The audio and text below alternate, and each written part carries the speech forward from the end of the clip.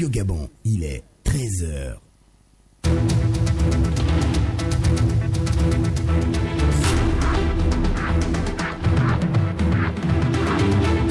Le journal. À la une de l'actualité de ce vendredi 26 mars 2021, le 30e sommet des chefs d'État et de gouvernement du MAELP, les mécanismes africains d'évaluation par les pairs. Rose Christiane Soukara-Ponda a pris part aux échanges en lieu et place du président de la République Ali Bongo Ondimba empêché. À Port-Gentil, la capitale économique, les pêcheurs artisanaux sont en colère. Ils dénoncent les agissements peu orthodoxes des agents de l'ex-Agence nationale des parcs nationaux qui feraient dans l'abus d'autorité. En sport, les Panthères du Gabon ont validé hier à Franceville leur ticket pour la CAN Total Cameroun 2021 en battant les Léopards de la RDC par 3-0. On jouait pour le compte de la 5e journée des éliminatoires de cette compétition continentale. Voici là l'essentiel du sommaire. Les détails, c'est juste après la transition.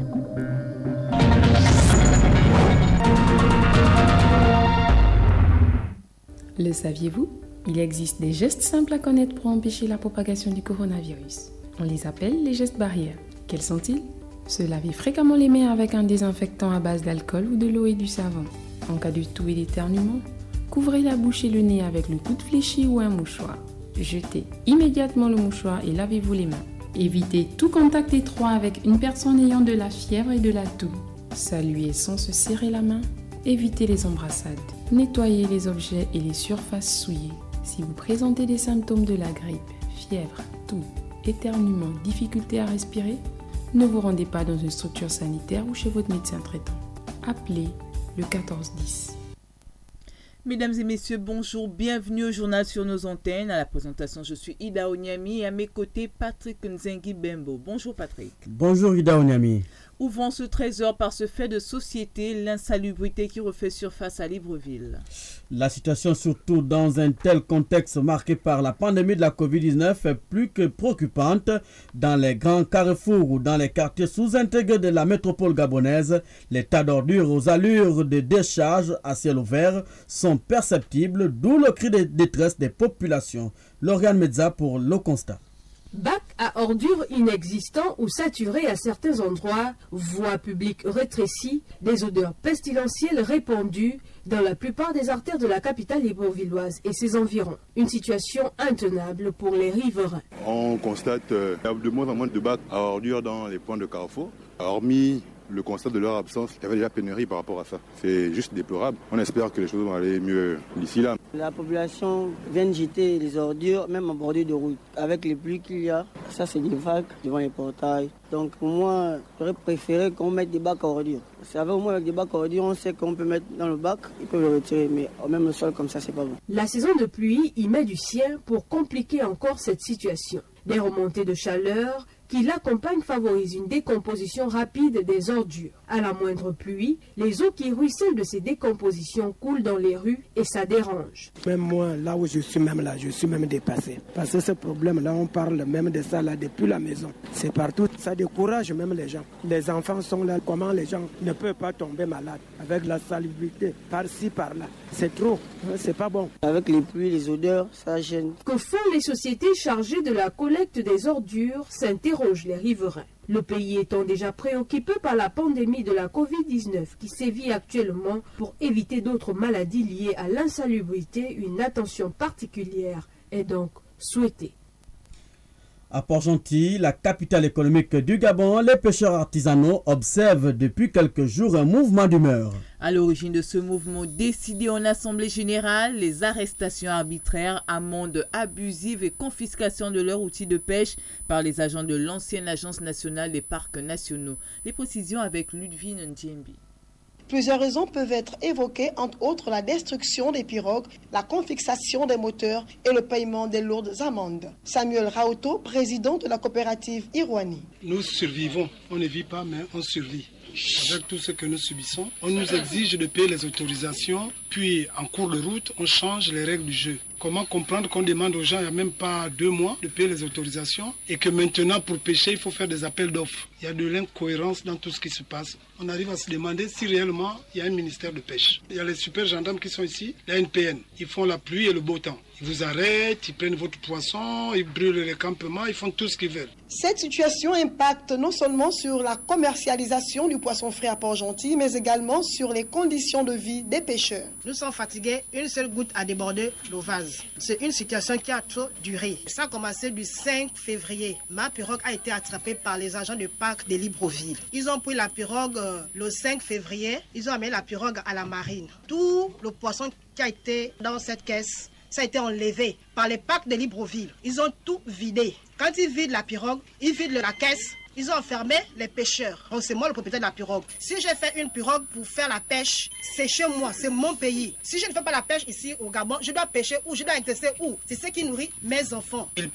Ils encerclent les pêcheurs. Ils nous disent que nous sommes dans la zone interdite, comme l'a dit déjà celle qui m'a précédé, que nous sommes dans des zones interdites, mais on ne donne pas les limitations des zones. Nous avons tenté de joindre les administrations compétentes en matière de pêche et nous n'avons eu aucun retour. Vivement que des solutions soient trouvées afin de satisfaire ces pêcheurs qui ne savent plus à quel sein se vouer. Radio Mandji, Ludwin Djembi pour Radio Gabon, la référence. À Makoko, on parle de la prise de conscience des opérateurs économiques sur les dangers liés à la Covid-19. Plusieurs d'entre eux respecteraient à la lettre les consignes des autorités sanitaires et celles du gouvernement. Sur le plan économique, les responsables du secteur profiteraient de la situation actuelle pour sensibiliser ceux qui sont encore dans l'informel. Cécilia Koumameyon.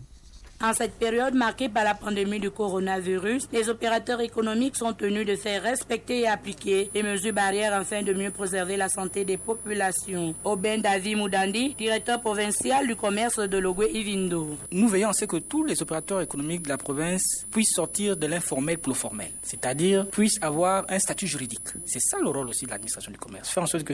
Pourquoi? Parce que quand un opérateur économique a son statut juridique, ça lui ouvre beaucoup de perspectives. En matière d'ouverture de banque, en matière de facilitation de carte de séjour, en matière de voyage. Donc, c'est ça le rôle de l'administration du commerce. Conseiller, sensibiliser et in fine, puisque si les gens ne se mettent pas en règle, il y a ce qu'on appelle la répression. Pour les opérateurs économiques, nous avons un message. Ils doivent se rapprocher de l'administration du commerce. On ne se lève pas un matin et on ouvre un commerce. Quand vous avez l'idée de faire une activité de commerce, vous vous rapprochez de l'administration du commerce pour demander quelle est la conduite à tenir. Rappelons qu'à Makoko, capitale provinciale de Logwe Ivindo, la quasi-totalité des magasins est équipée en dispositif de lutte contre le coronavirus. De Makoko, Cécilia Koumamendom pour Radio Gabon, la référence.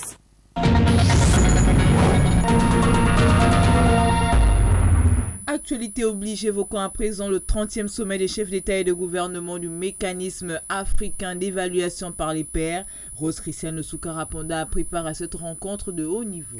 Une rencontre virtuelle qui a permis aux dirigeants africains de mettre sur pied des mécanismes pouvant contribuer à l'amélioration des conditions de vie des populations à l'échelle sous-régionale et continentale. Aline Zila.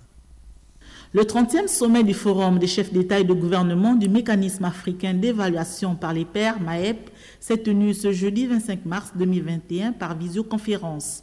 Une rencontre à laquelle a pris part le Premier ministre, chef du gouvernement, représentant le chef de l'État Ali Bongo Ondimba. Ce sommet voit la participation du président de l'Union africaine, Félix-Antoine Tshisekedi, de Cyril Ramaphosa, président du MAEP et plusieurs autres chefs d'État et de gouvernement.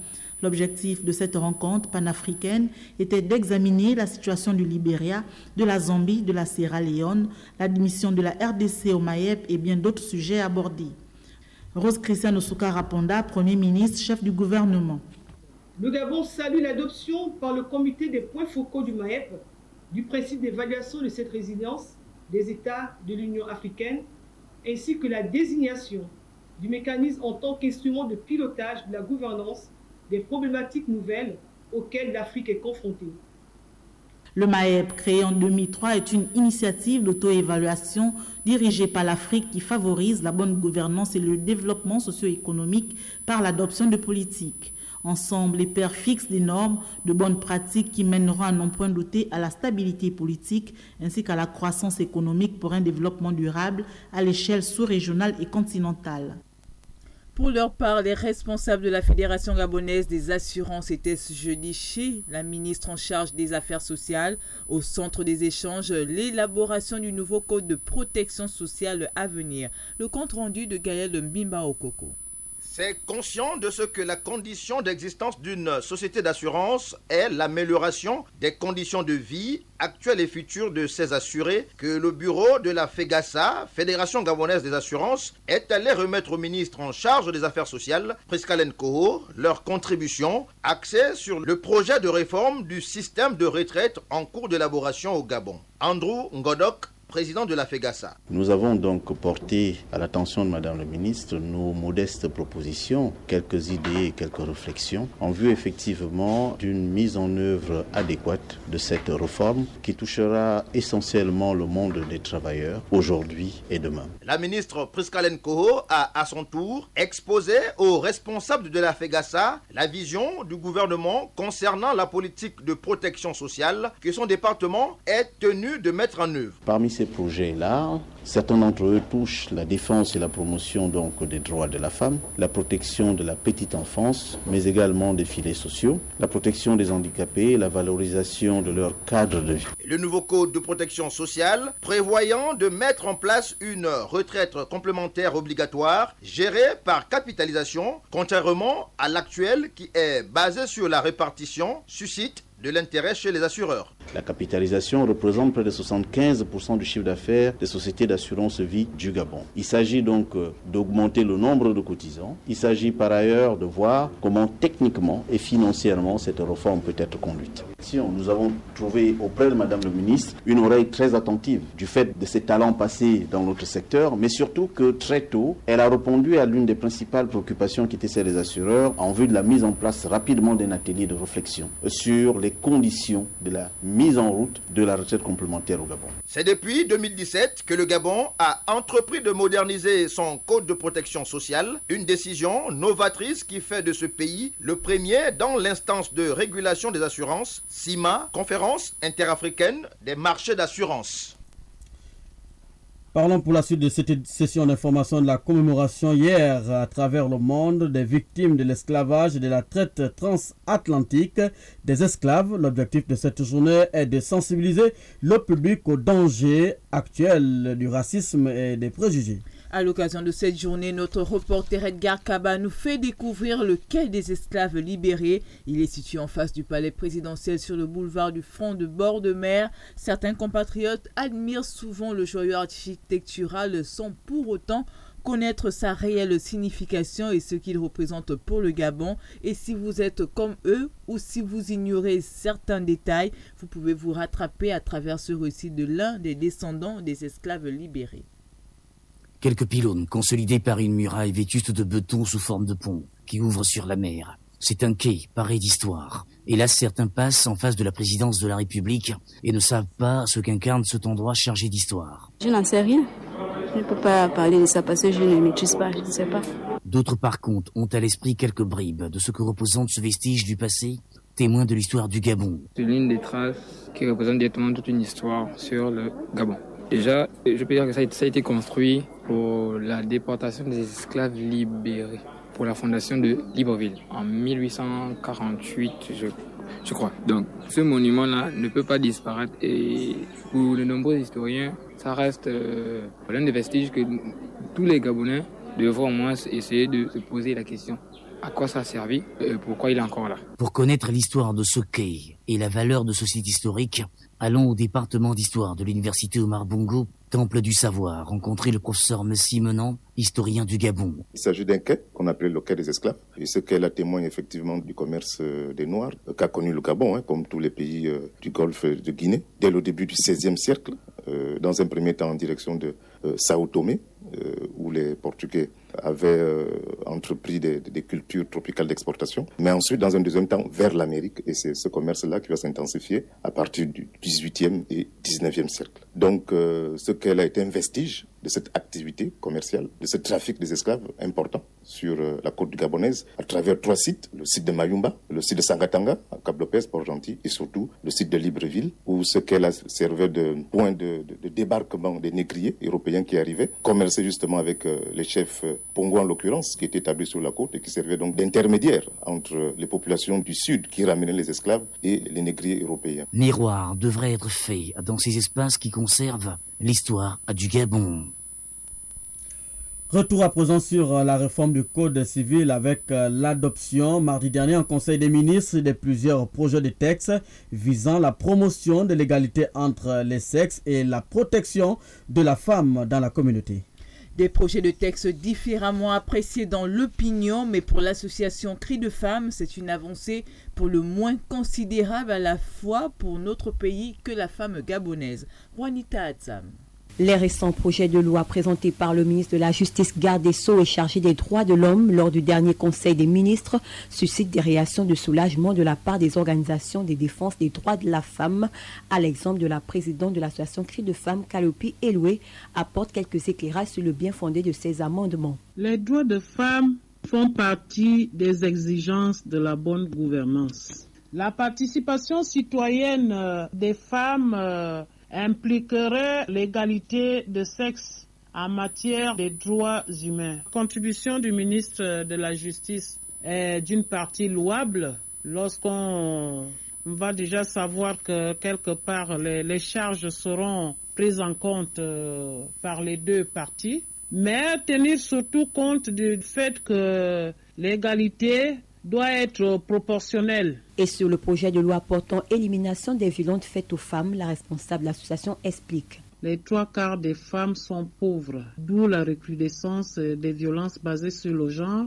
Et là, on voit surtout que des hommes phallocrates qui veulent dominer tout simplement parce que c'est lui qui nourrit la famille, et d'où la provenance des violences faites aux femmes. Et je crois que ces lois qui vont être votées en faveur de ces femmes augmenteraient donc le développement, la participation, parce qu'on se rend compte que la femme est obligée de tout abandonner et jouer le rôle d'exécutant. Il est question aujourd'hui que la femme participe au développement en commençant par la sphère familiale. En attendant l'adoption de ces différents projets de loi par le Parlement, beaucoup d'eau continue de couler sur le pont entre malentendus, mécontentement et encouragement. Outre les associations de femmes, les acteurs politiques de notre pays, toutes tendances confondues, saluent déjà et avant leur adoption au Parlement ces différents projets de texte du nouveau Code civil gabonais.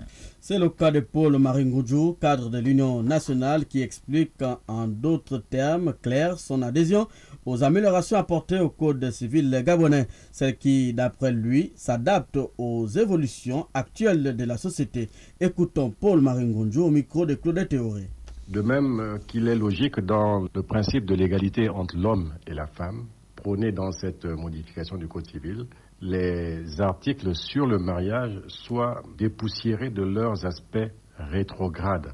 Ils doivent être adaptés à l'évolution de notre société. Ceci dit, et c'est très important de le souligner, la nuance que j'apporte dans cette modification du Code civil, c'est que pour toutes les familles monoparentales dans lesquelles les femmes élèvent seules leurs enfants, je pense qu'il faut donner à ces femmes-là la qualité de chef de famille, car actuellement, la loi ne le lui reconnaît pas. En tant que chef de famille, en élevant ses enfants seuls, la femme peut pouvoir engager des procédures administratives et autres qui lui permettent de décider pour ses enfants parce qu'elle élève seule ses enfants. Or, dans notre pays, il y a des milliers de femmes comme ça qui élèvent leurs enfants seuls et il faut les protéger, il faut les encadrer. C'est en cela que je dis que cette réforme est salutaire. Et comme je le disais aussi, les violences faites aux femmes, tant dans le milieu conjugal qu'en milieu professionnel ou ailleurs, il faut protéger la femme. La femme est le berceau de notre société. Pourquoi refuser de pouvoir réformer le Code civil quand il faut protéger nos femmes, nos enfants? Parce que nous faisons des enfants pour que ces enfants réussissent dans la vie, pour qu'elles se marient, pour qu'elles travaillent, pour qu'elles fassent des enfants, pour qu'elles s'investissent. Et ça, c'est tout à fait normal. Chaque père, chaque mère veut voir ses enfants, ses filles réussir dans la vie et il faut pouvoir les protéger. Il ne faut pas voir cette réforme comme une opposition entre l'homme et la femme. Au contraire, l'homme et la femme ont été faits ensemble parce que la femme a été faite de l'homme. Donc tous ceux qui viennent pour aujourd'hui dire que c'est une opposition entre l'homme et la femme, pour moi c'est un mensonge, c'est plutôt une responsabilisation de l'homme et de la femme dans le couple et dans la société.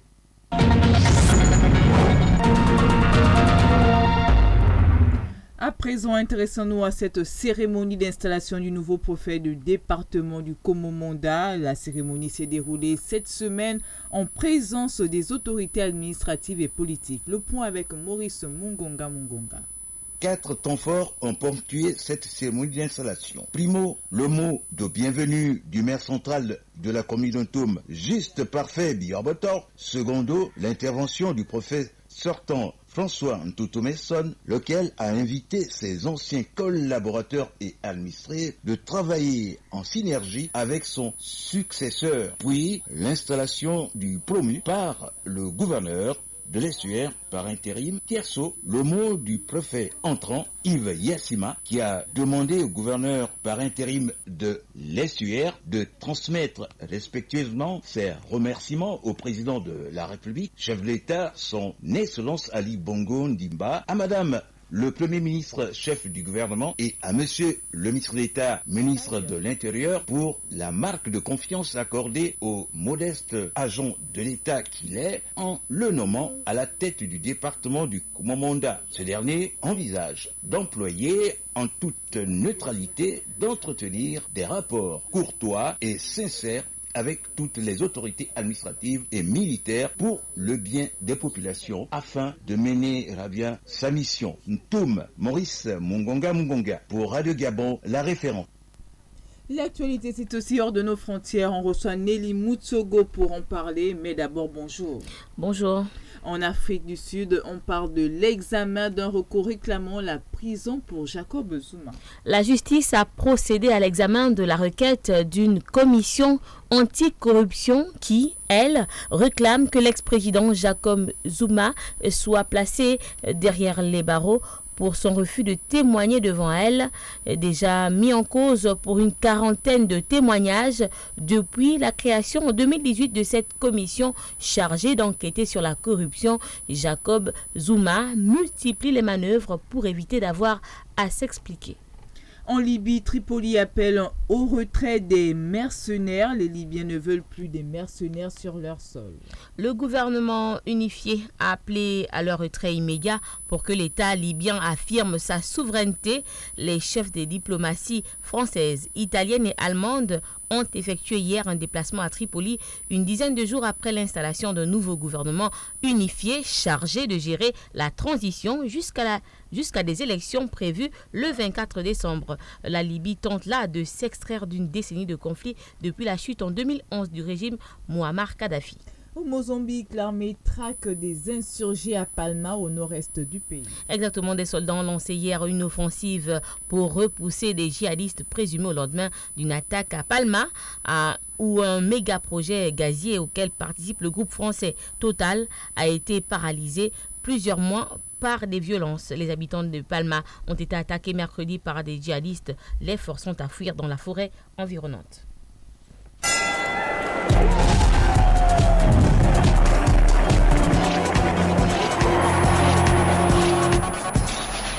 La part de sport de ce journal pour en parler avec moi dans ce studio, Rostan Veka Brisna. D'abord, bonjour. Bonjour, Patrick Nzengimembo. Ils nous l'ont promis, ils l'ont réalisé, le rêve des Gabonais. Les Panthères ont terrassé hier les Léopards du Congo, 3-0 et se qualifient avant terme pour la CAN camerounaise. Oui, vous le dites si bien, nos Panthères ont été subliminales hier au stade de rénovation à Franceville en venant à bout et avec la manière, les léopards de RDC qui ont ramassé une gamelle de 3-0 dans ce match couperé qu'il ne fallait surtout pas perdre.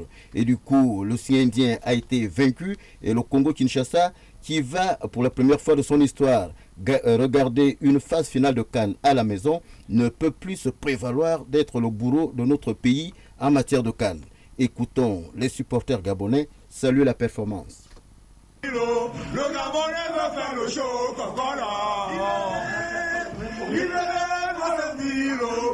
Gabonais veut faire le show, libérez Roselvilo, le Gabonais veut faire le show, libérez Roselvilo, le Gabonais veut faire le show, voilà.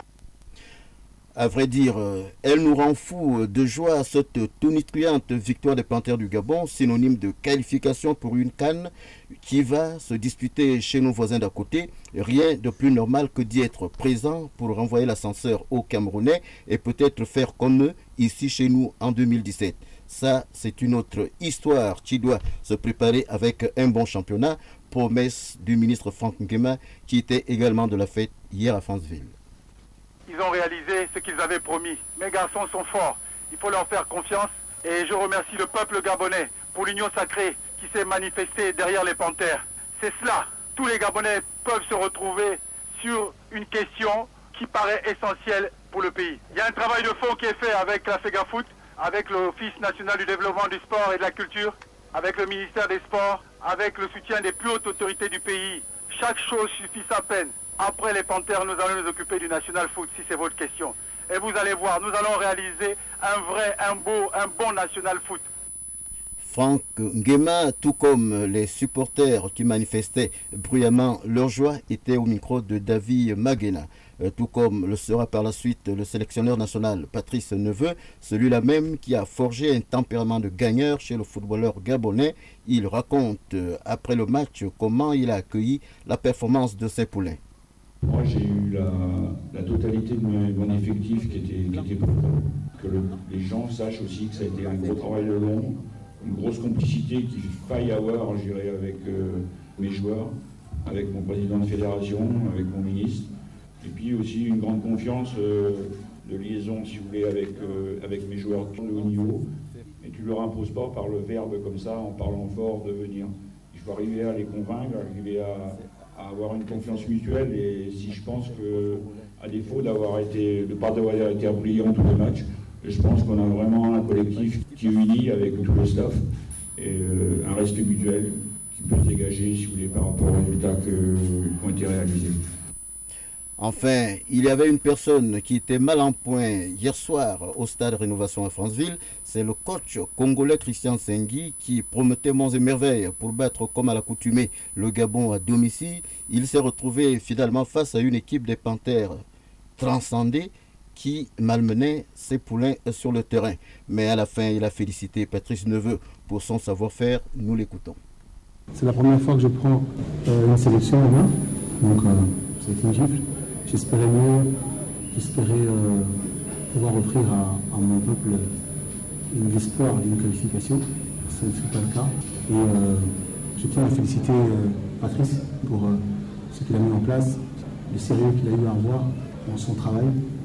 Et malheureusement, j'ai suivi aussi tout son développement avec les équipes, avec Gambie surtout. Ça m'a un peu irrité. C'est alors du football, il faut l'accepter, il faut assumer aussi le fait que c'est comme ça, c'est comme ça. A noter enfin qu'il y aura ce soir d'autres matchs pour le compte de cette avant-dernière journée, parmi lesquels celui du Congo-Brazzaville qui sera reprise avec le Sénégal et celui du Niger qui croise la Côte d'Ivoire. Merci Vika Brisnan pour toutes ces informations sportives. C'est ainsi que nous mettons un terme à ce journal dont voici le rappel du sommaire. Le 30e sommet des chefs d'État et de gouvernement du MAEP, le mécanisme africain d'évaluation par les pairs, Rose Christiane Osouka-Raponda, a pris part aux échanges en lieu et place du président de la République Ali Bongo Ndimba empêché. À Port-Gentil, la capitale économique, les pêcheurs artisanaux sont en colère. Ils dénoncent les agissements peu orthodoxes des agents de l'ex-agence nationale des parcs nationaux qui feraient dans l'abus d'autorité. En sport, les Panthères du Gabon ont validé hier à Franceville leur ticket pour la CAN Total Cameroun 2021 en battant les Léopards de la RDC par 3-0. On jouait pour le compte de la 5e journée des éliminatoires de cette compétition continentale. C'était votre journal. Merci à l'équipe technique du jour constituée de Tiane Davila Lengimini à la réalisation, mise en nom de Théodore André Injenje. Je suis Ida Onyami, avec moi Patrick Nzengimbembo pour vous informer. À très bientôt sur nos antennes et surtout bon début de week-end à tous.